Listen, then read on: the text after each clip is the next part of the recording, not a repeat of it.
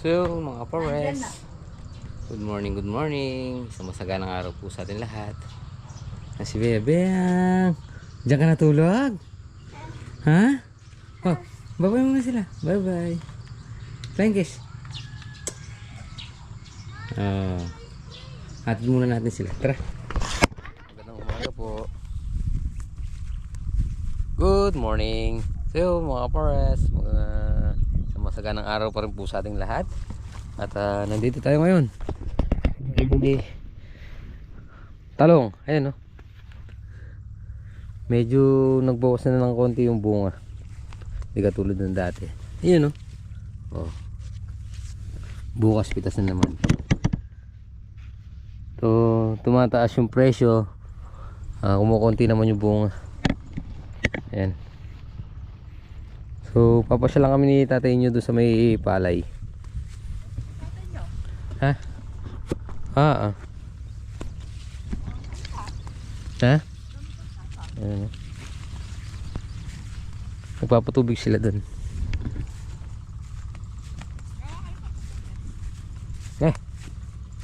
Di kayo nakapagpatubig kahapon? Nakapagpatubig din kayo kahapon? Yan?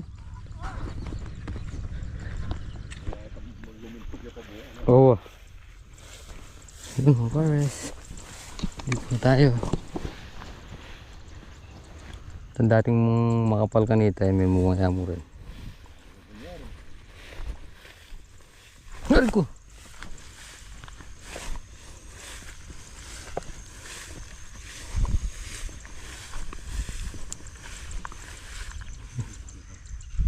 Itang may kaya.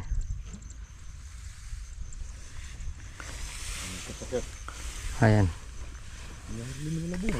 Oo.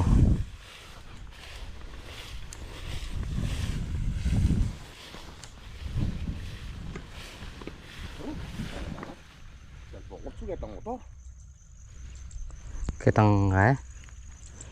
Kita mo yan? Sige, double lights. Ang cellphone na. Papakay kaya siya. Papalog. Lang kaya pa yung double lights.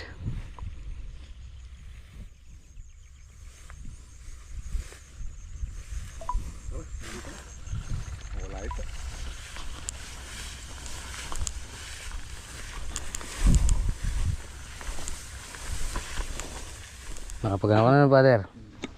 Nakapagputol ka na eh. Kaya magputol mag-isa na eh. Hindi man? Eh? Merienda na? So mga forest, magiging trabaho namin ni father ngayon sa magpuputol tapos mamaya fabricate.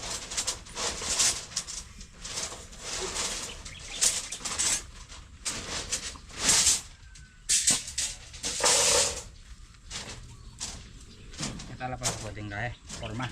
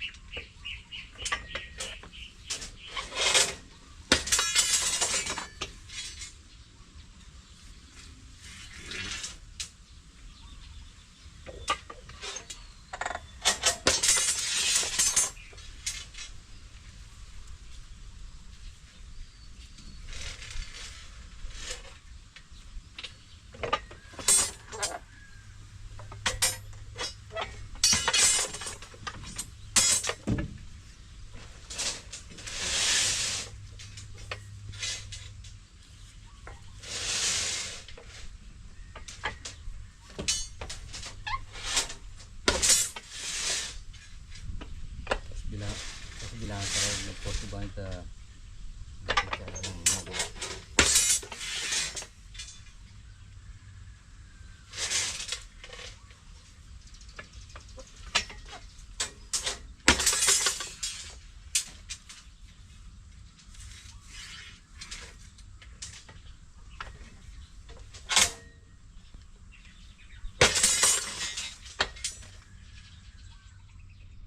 so yan mga kapares, bali tayo muna magpapabricate dahil umuwi lang saglit si Kuya Black. Ewan ko lang kung sino papahilot nila. So yan, dito muna tayo, pabricate tayo ng mga bakal pang stirrup. So kahit linggo pinasok na natin mga kasangga, ay mga kapares. So yan, natin pagpapatuloy lang natin ginawa ni Kuya Black, stirrup para sa poste. So, kadarating lang natin ngayon dito. So, kain muna tayo. So, mga pares, 457 na. So, dito pa tayo.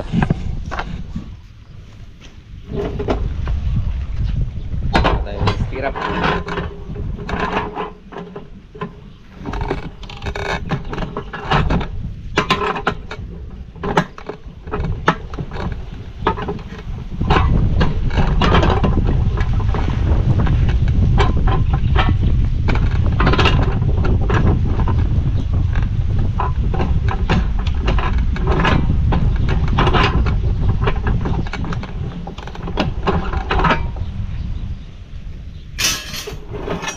Si Father umuwi na.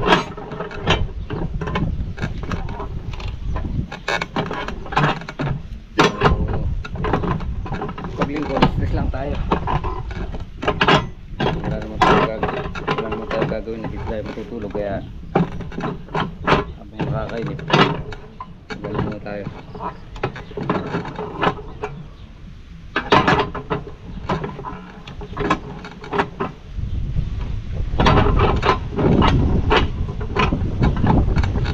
Tayo matutulog. Kagabi naman tayo nila Mrs. si Be at si Tantan.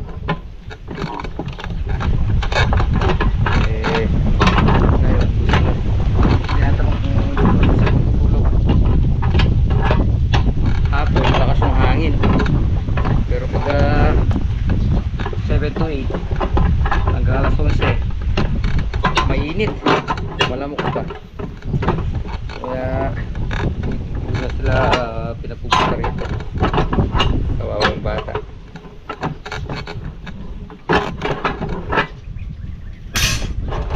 Ayun,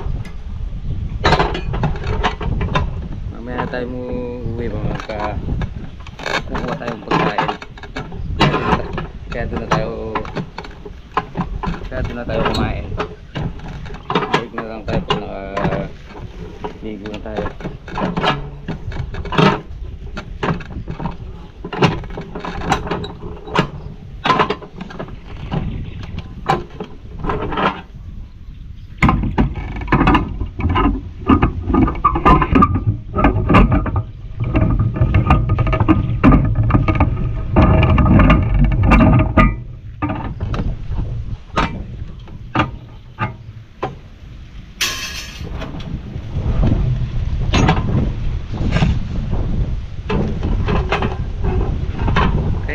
Tanghali kasama si Boss Rolly, bagong farm niya na may farm rigs at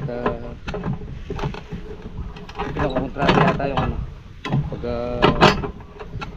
lalagay ng papakuhukay ng fish pan.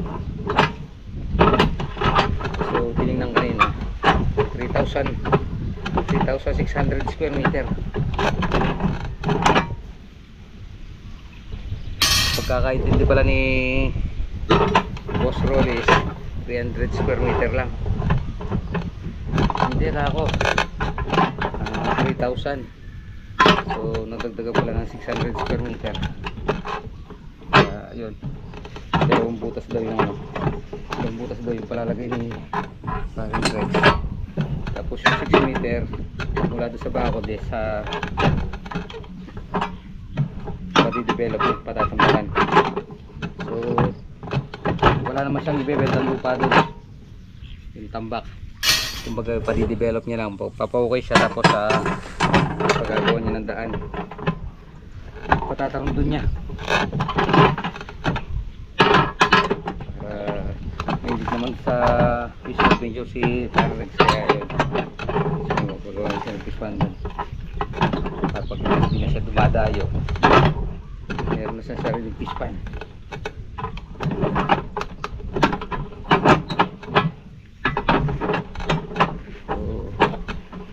Pagkatapos natin doon, diretso tayo dito. Dito na rin tayo kumain. Mamaya kukuha na lang pagkain sa bahay. Pwede rin doon na lang tayo kumain para hindi na tayo magdala ng baunan.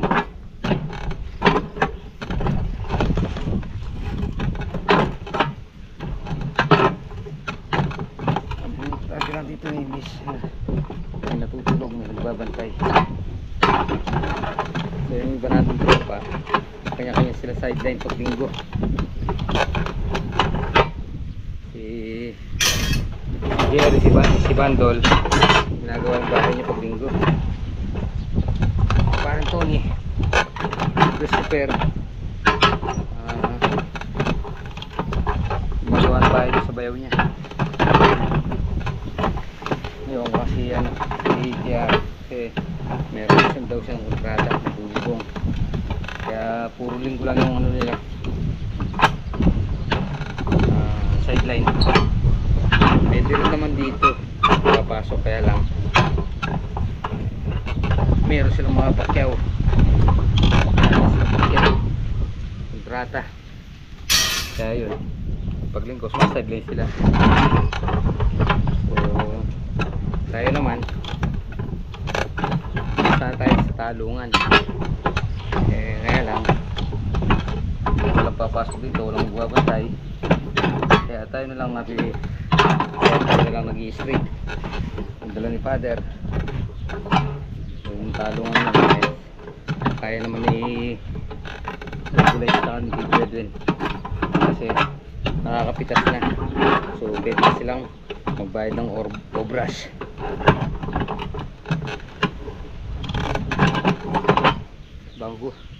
Bago nga pala ako nagpunta kanina rito, maaga kami nagpunta na sa tatay nyo doon. Tingnan namin yung palay kung pwede na pa-schedule sa 28 March 28.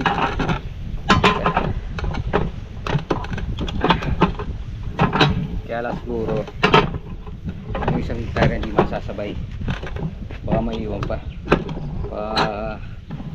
pagkatapos na lang mahal na araw. Medyo mura pa 4 na araw yung iwan niya sa 3 hektarya. Pipilitin naman yun, baka mamaya manira lang ng presyo kasi medyo sigurado ano pa yun, maraming berde. Dalawang sunod yung schedule niya. May iwan yung isang hektarya yung kay Belbel.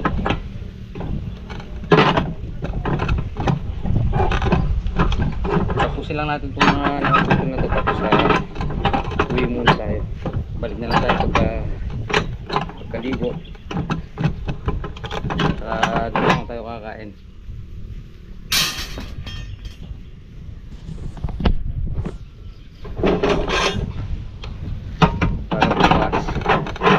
Bukas kasi magano na tayo plastering, platada. Siguro dapat yung magpa-platada habang pinapormahan kung ano yung ibang poste hindi pa napormahan para mabuhusan na rin.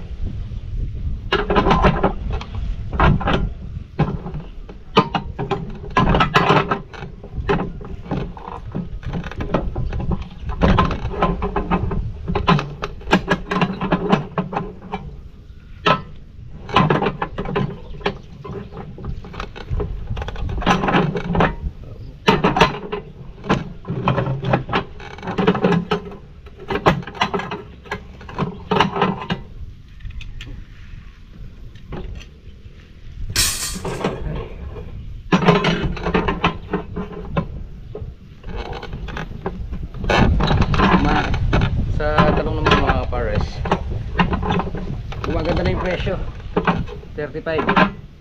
Kaya lang kung dating tinulada, siguro ngayon nasa ano lang 500, 600 ang pitas. So kumukunti yung ano, kumukunti yung pitas, tumataas na yung presyo. Yun, kasagsagan nakakuha pa yung 12 pesos per kilo. Kaya nandito tayo ngayon. Bago naman tayo mag-umpisa dito sa pumipitas na. So, para naman ako natitawag din tsaka kay Double H na nandito muna ako kasi kailangan meron naman silang makakasama doon kasi pwede naman silang magbayad ng obras kung magbayad ng pitas. Pagdada mo, pitas, bundle, bayaran na lahat. Kaya kahit hindi mo na ako lumusong doon.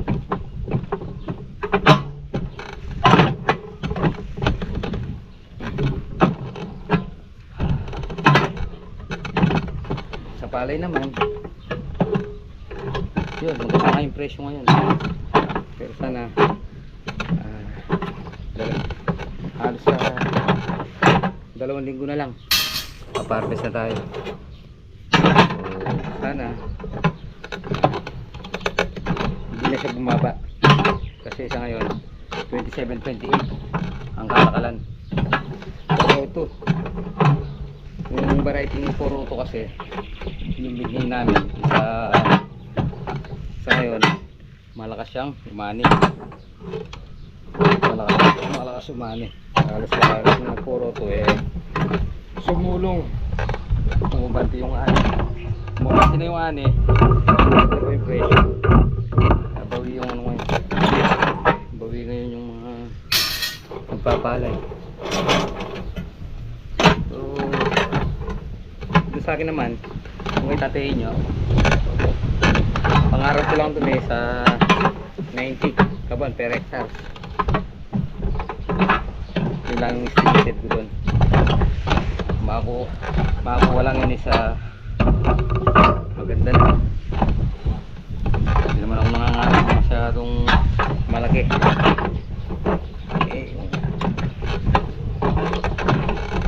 Yung pagka nagtagsa ka huwag mong pagkakalaki.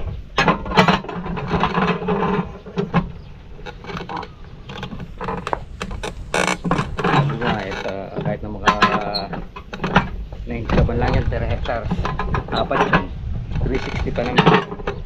Maganda pa yung presyo. Nakaraan 26.50 lang yung ano ko doon sa presyo. 26 ka ba nagka-average ng 65 kilos tawag isang kaban. Nagbenta ko ng 167 kaban. So ang pinagbilan is 284 sa 26.50 lang. Maganda naman yung takal saka yung kilo mabigat. Kaya yung binentang 167 umabot ng 282,000 pinagbilan.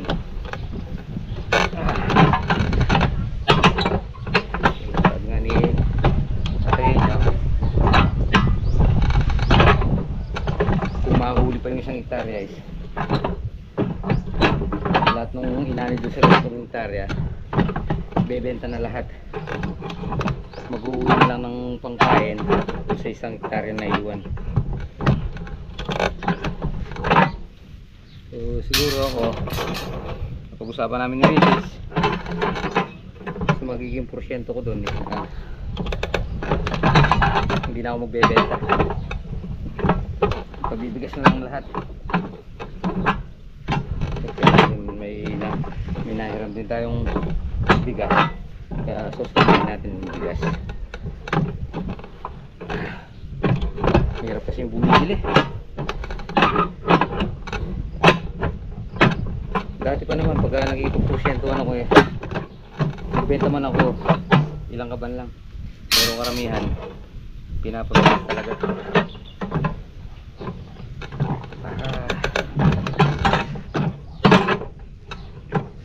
July, August kasi kawitan pala ulit. Hindi kahirapan ng tayo. Diba, diba? Yung wala namang mahirap kung nagtsatsaga at nagsisipag.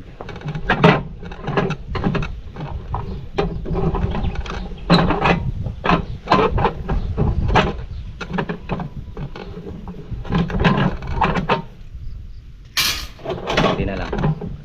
Matapos lang natin ito, uwi muna tayo. Balikan na lang natin mamaya. Hindi na tayo mamaya.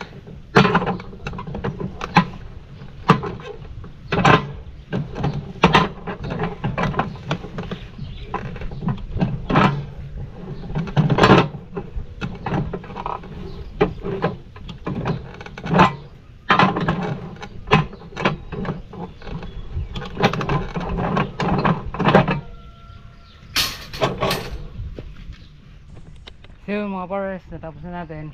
Hari ko. 5:30 natapos natin. Ayun. So yun mga pares, siguro uwi muna tayo at kukuha tayo ng pagkain. Di man, doon lang tayo kumain. Balik na lang tayo dito. So yun mga pares, tapos na po muna natin dito ating munting video. Maraming salamat po. Huwag sama maghapon. Ingat po palagi. God bless po. Kita-kita po tayo next vlog. Bye bye.